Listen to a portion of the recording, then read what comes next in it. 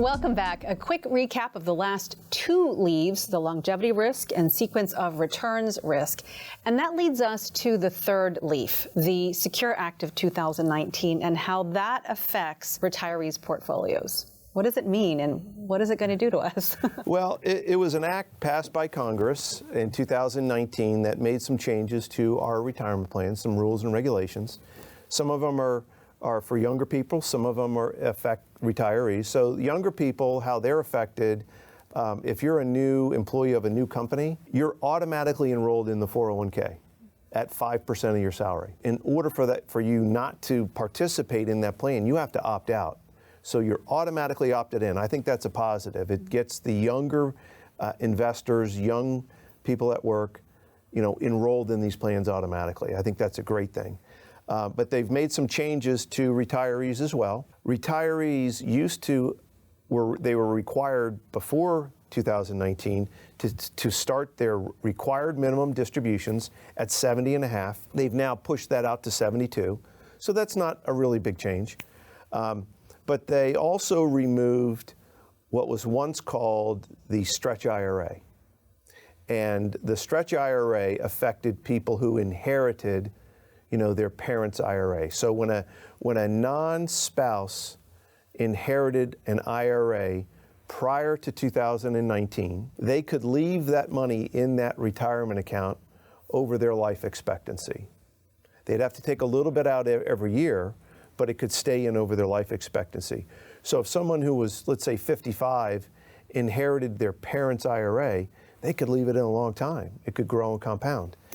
Now, with the new rule, it has to be emptied in 10 years. So think about that. I mean, the taxes that could impact those withdrawals. Now, this does not affect spouses. So with the old rule, the new rule, if a spouse ever inherits an IRA, well, it just becomes theirs, right? They just treat it as their own.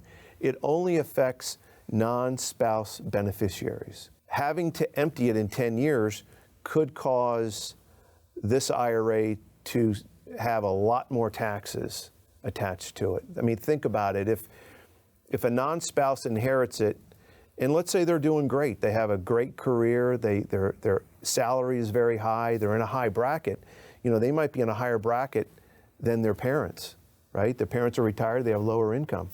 So if the beneficiary is in a higher bracket and they take the money out, it's going to be taxed at a higher rate. It's understanding the tax liabilities and the taxes that can really impact how long this money lasts because of some of these new rules. Yeah. Do you have any client examples, stories of the 2019 rules affecting people? Very much so.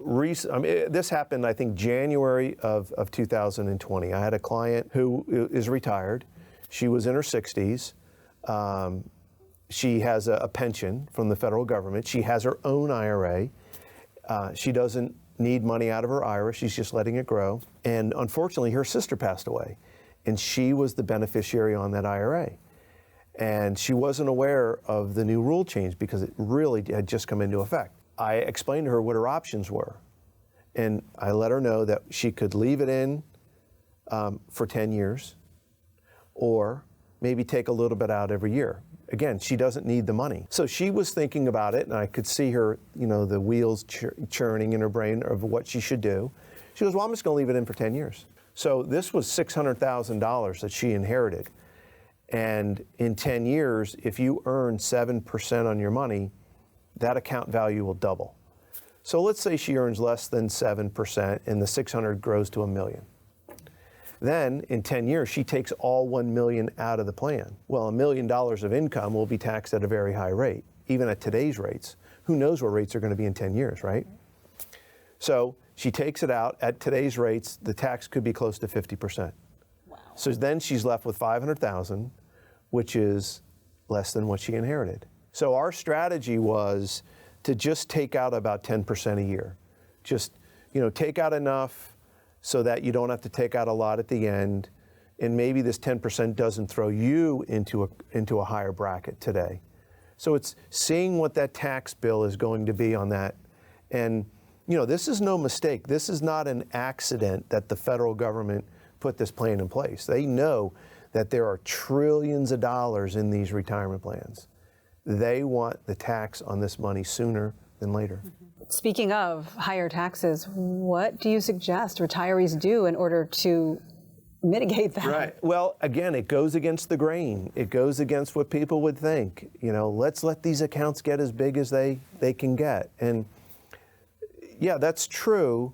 But if you're retired in your 60s and you don't need money from your IRAs until you have to take it out, you know, you have to take it out at 72. Why let that accumulate too big? Why let it get too big? It could throw you into a higher bracket. It could lead to your beneficiaries having, you know, a big tax bill on it.